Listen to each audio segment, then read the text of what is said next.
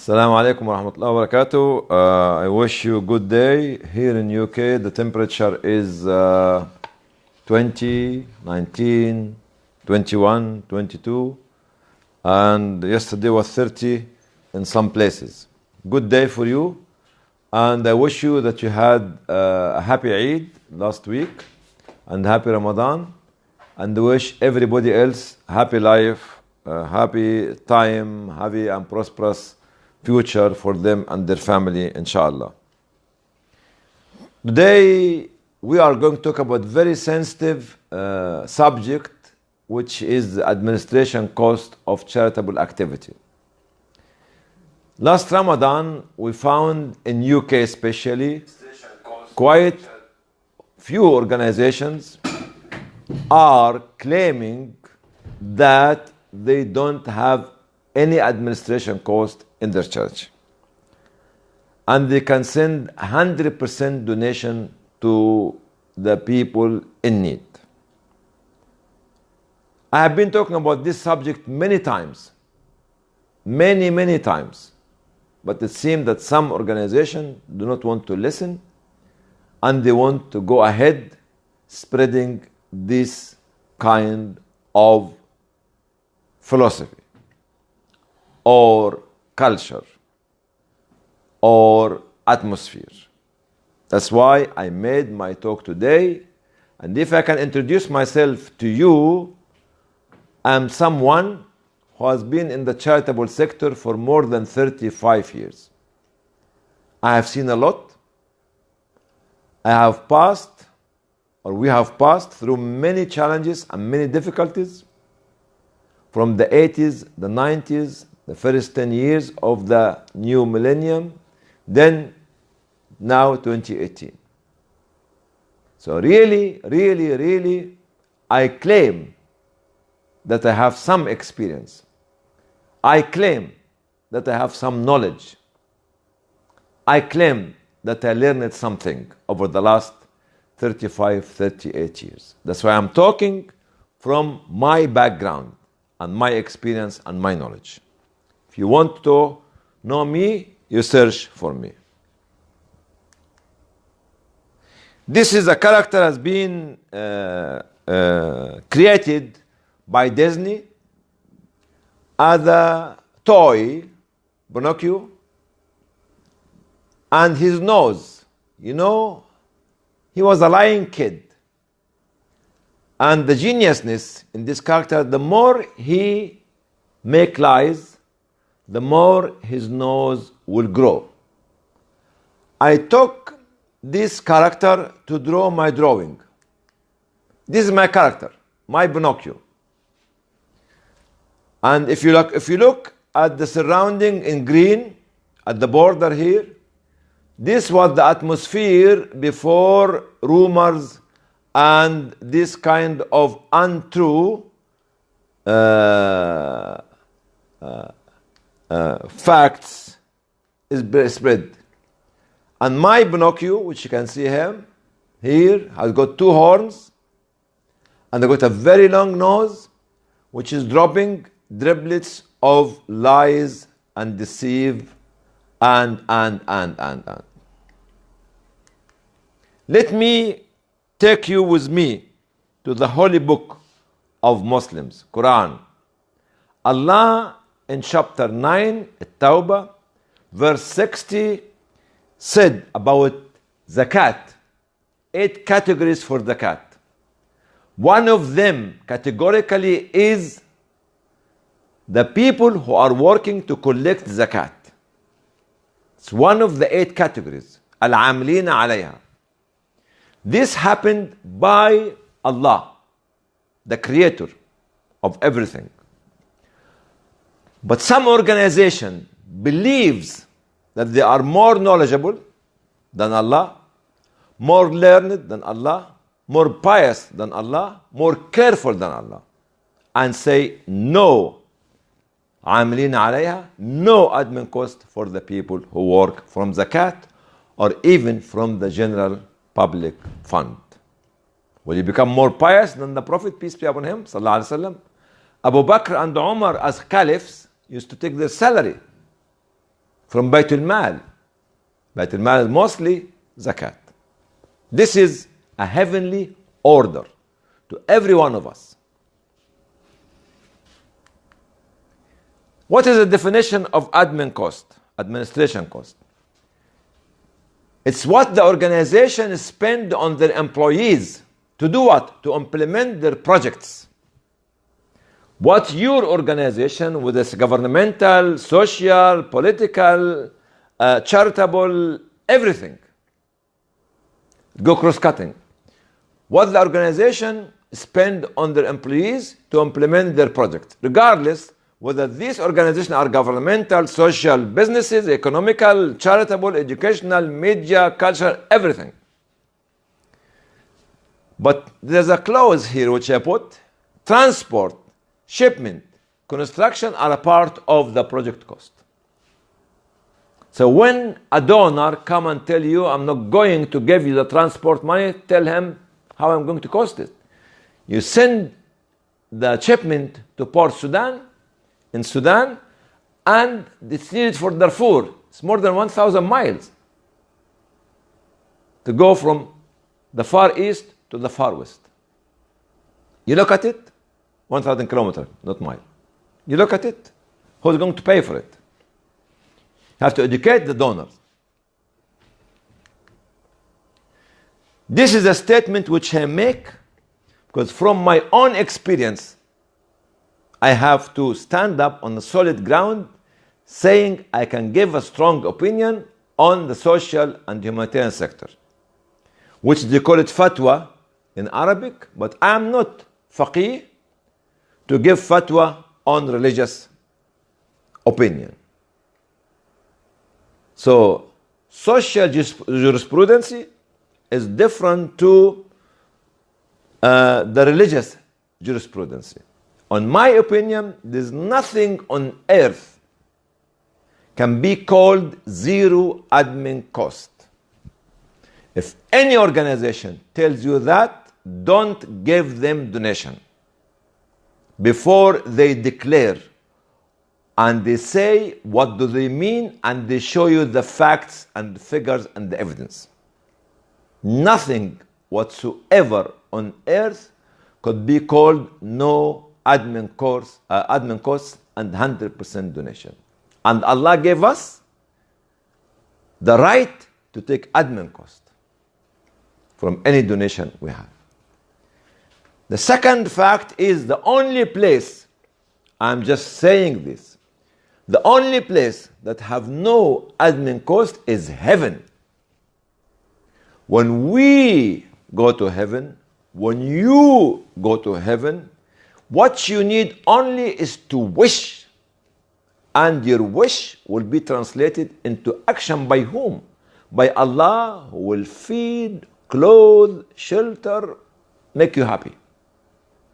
On earth, Allah the Creator made us or created us to inhabit and construct and reconstruct the life on earth. It's a life of steadfastness, patience, struggling, and so and so and so and so. But in heaven, there is no struggle, there is no tiredness, there is no fatigue. It's only you wish. Keep wishing what you want to have, it will just come to you like this. Heaven, no admin cost. Earth, definitely admin cost, which is varied from a place to a place, from a project to a project, from a culture to a culture, and from a zone to a zone.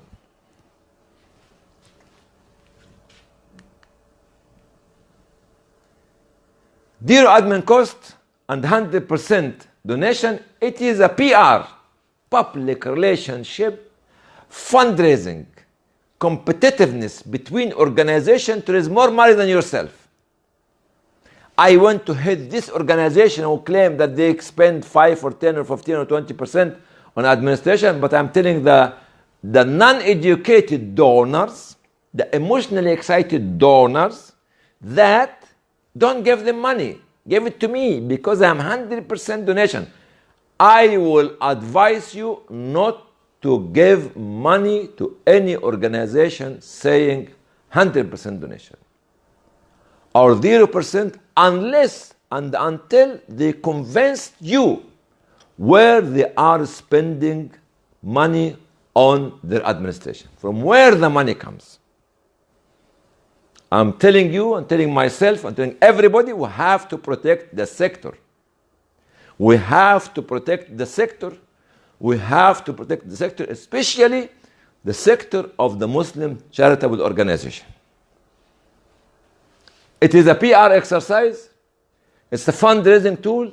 It's a competition to cut the throne of your next door organization to get more money, but not to say the truth.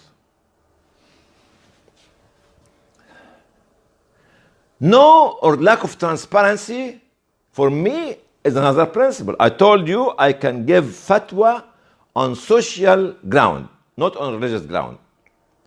On my opinion, those people who are not transparent are committing crime against humanity. Let me explain it to you. Crime against whom? Against the poor people, against governments, against donors, against regulatory body, against institution, against society, against every citizen in the society. So lack or no transparency is a crime against poor, governments, regulatory bodies, donors, institution, society, and every citizen in the country. And of course, against humanity, because we are a part of humanity. This is how we need to look at it seriously. When somebody keeps telling you, please, please, please, humanitarian charitable organization is not about fundraising. It's about building community. It's about strengthening the community. It's about bonding the community. It's about creating leadership.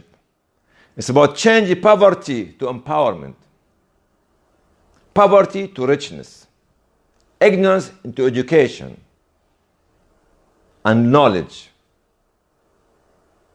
making a better future for your children and my children and our children, not just fundraising tools.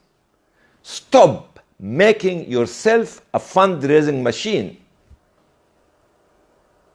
You will not be different to the lottery and the others. Stop it.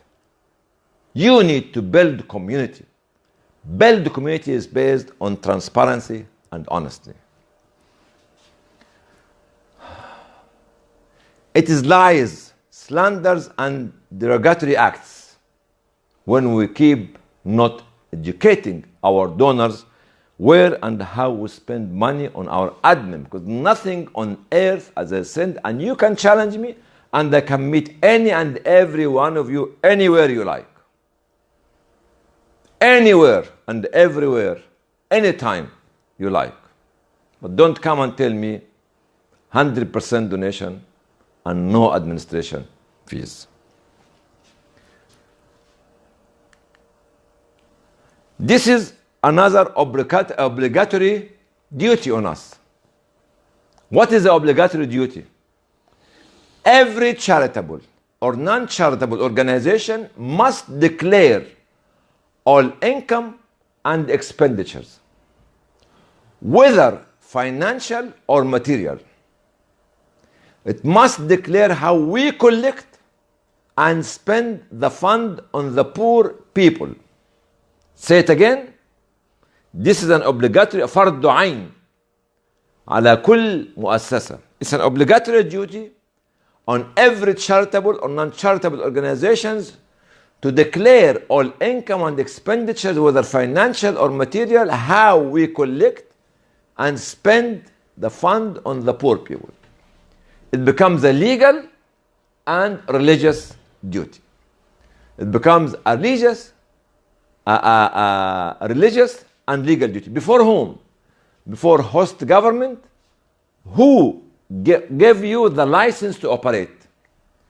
Because donor governments and the institution who give you money to establish your operation. Because of the regulatory institution who regulates your organization, my organization, our organization, year in and year out. And before local donors, society and citizen and anybody, even non-donors, as a citizen, they can ask you questions that you have to answer. Because becoming a public organization, talking to the people in the public atmosphere, collecting public fund, and spending the public fund on the people, public again, you are accountable to anyone who can raise a question against you, whether this is a donor or non-donor, whether this is from your country or from another country. Once you make yourself a public organization and put yourself in a public domain, you have to be answerable. And there is no one should be above law. Whether he or she a president or a king or a queen or a prince or a sheikh or a prime minister or a minister or a millionaire or a billionaire or a priest or a pope, whatever it is, or a grand mufti or a grand sheikh, whatever it is, no one should make himself non-accountable to the public if he started to work in the public domain. This is obligatory duty for everyone. And this is your right, by the way. This is your right. Let me give you an example of this. Once upon a time, there was distribution of clothes or garments to the Muslims in Medina at the time of Umar. And Umar was, the Caliph, second Caliph, was quite tall. And people saw him wearing a decent garment or jalabiyah, and they thought, the size of Umar is not, one garment is not, should be short for Umar. He must have taken 2 or 3.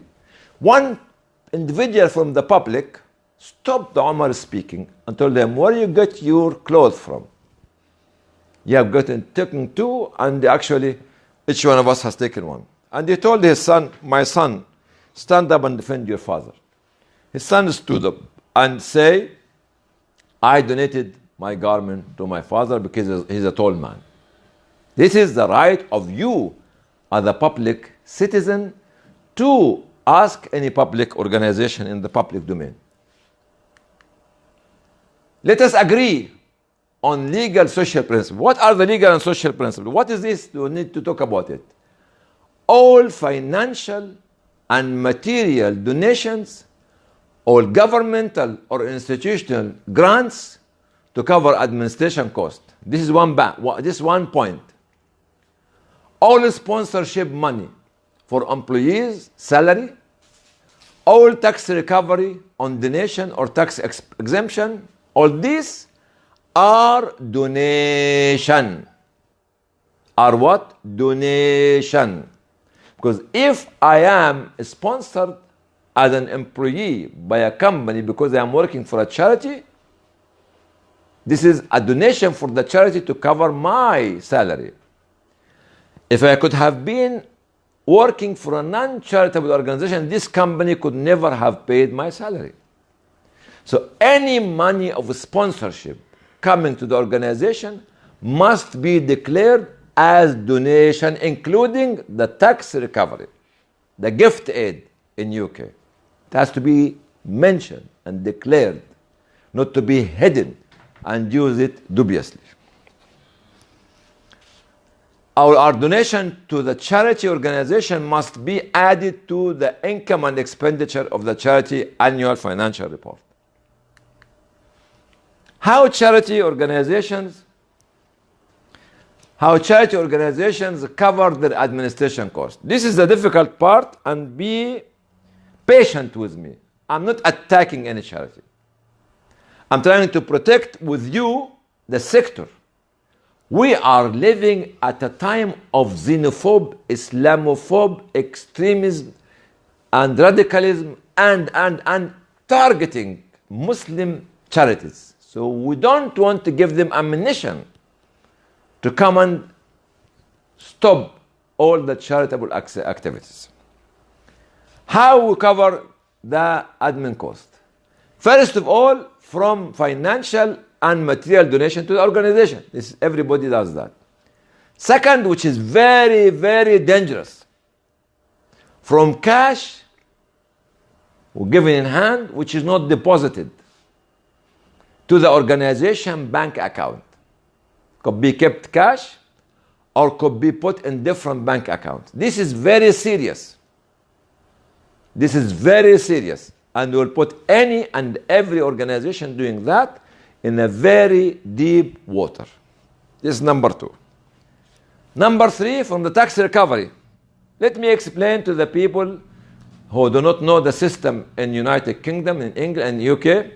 United Kingdom government give the tax recovery. If you give it back as a donation to the organization. If you as a donor donated to organization X £100, the organization has the right to claim the tax you could have been paying on this £100, which is equivalent to £28. So your actual donation will not be only £100, it will be £100 plus the tax recovery, which is £28. So you donate £100 cash, but the organization takes another £28 as a tax recovery, so your actual donation is £128, not £100. Some organizations use the £28 for this purpose, but please declare it. Educate your public that this is what you are doing, and tell your donor that your donation is not 100, it's £128 because you gave me £100 cash plus £28 from your tax recovery. From private businesses, some organizations, this is another serious issue. Some organization board members establish private companies run by themselves outside the charity, or by their relatives, or by their friends, and they can let this organization to win some contracts or to thrive on the contracts from the charity organization, to make money, to benefit those individuals who own the organization. And through that, they might be paying something. This is in the middle, there's something fishy going on. My wife, my auntie, my daughter is in this company, and I am the chairman of this organization, giving all the contracts to such company, and the company at the end of the day, and after spending money on themselves, paying some money from my charity. This is not transparency. This is very difficult and very serious and very dubious. Sometimes in-kind donation, inflating the value of the in-kind donation. We have this happen to one of the organizations in one country, and especially the medical one. Instead of valuing it at about $1 or $2 million, they valued it in about $50 million. And to the big scandal on the media. Here, why we are super inflating or over inflating the value of the in-kind donation? Because this will reduce the admin cost close to zero. Be careful. The danger here, what is the danger? The danger is one bad apple spoil the whole box. And one bad organization spoil the whole sector. And we are not going to allow that. No way we are going to allow that. Be honest, transparent. It's number one danger. Number two, why the non-Muslim charities are not doing the same?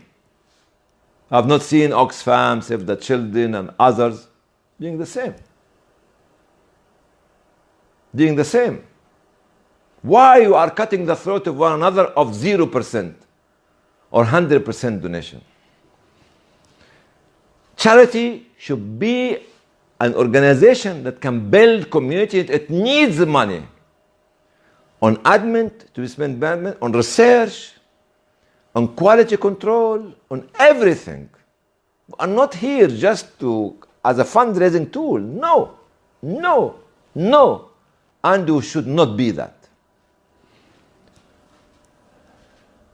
We are living in an atmosphere of counter-extremism, radicalism, terrorism, war on climate, and particularly focused on whom? On Muslims.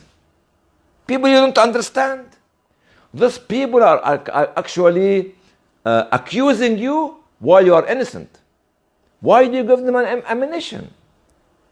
Why if this, there was one of the organizations submitted the report last, I think few months ago to the House of Lord in London. I'm telling the government, please don't give the privilege of the tax recovery and gift aid to the Muslim charities in the country because they support extremism, radical organization, and so on, so on, so. If we tell them that we are all 0% admin, this is another problem for those kind of people who I call them xenophobe, Islamophobe, and have got all the phobes in them. Islamophobia, xenophobia, atmosphere, there are radical extremist right and left wing organization, racist organization, just are waiting for a kill. To whom? To the immigrant community as well as to the Muslim organization who are part of the immigrant community.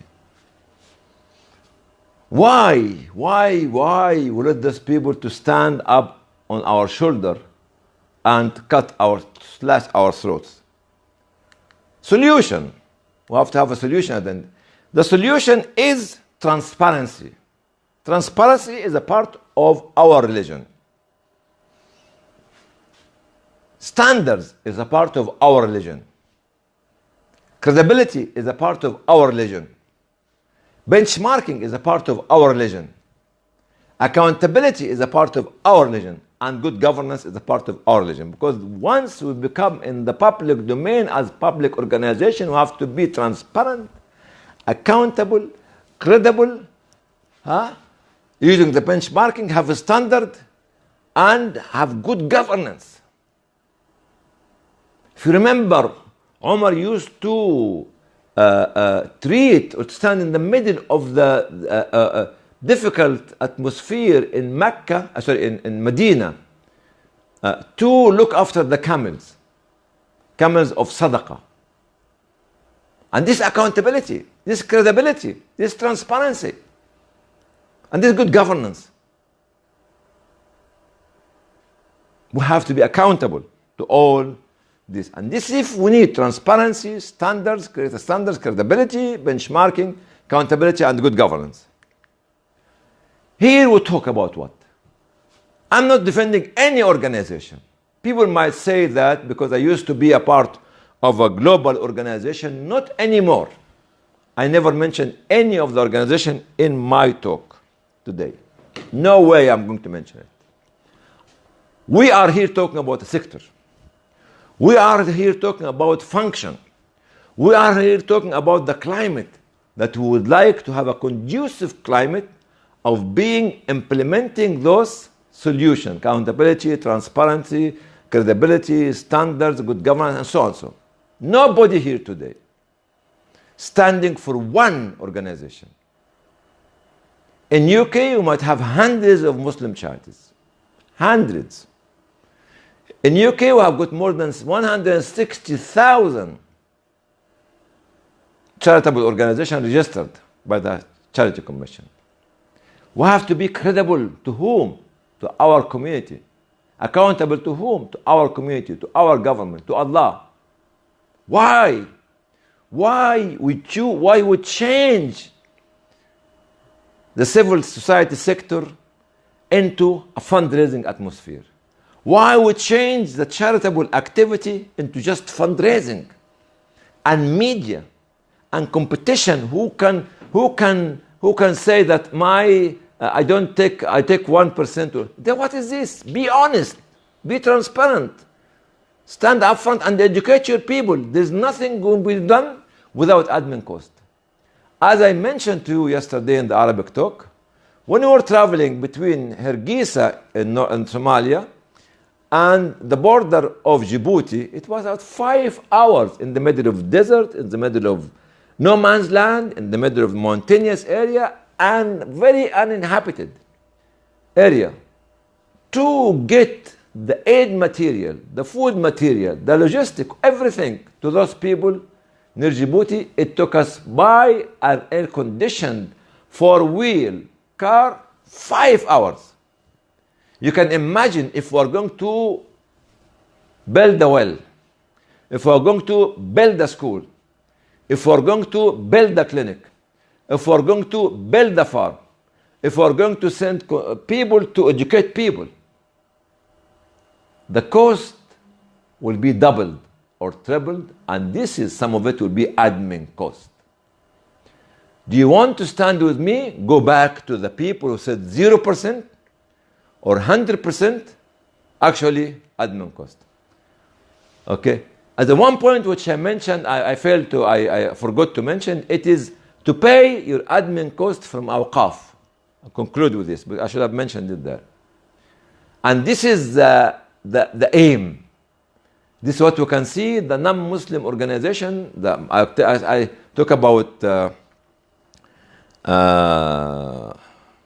Harvard or Oxford universities or Cambridge and others. They have got tens of billions of dollars in asset as waqf. I want every and each charity of you work effectively to build a very strong waqf endowment scheme.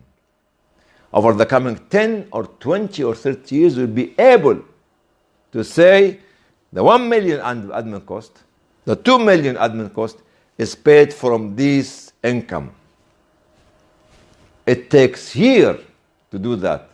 But not to be transparent is a crime against humanity. May Allah bless you all. Wajazakumullah khair. And God bless everyone who have been with us today, whether they are from the west or from the east, from the north or from the south, Muslims or non-Muslims. I love you all. Wassalamu alaikum wa rahmatullah.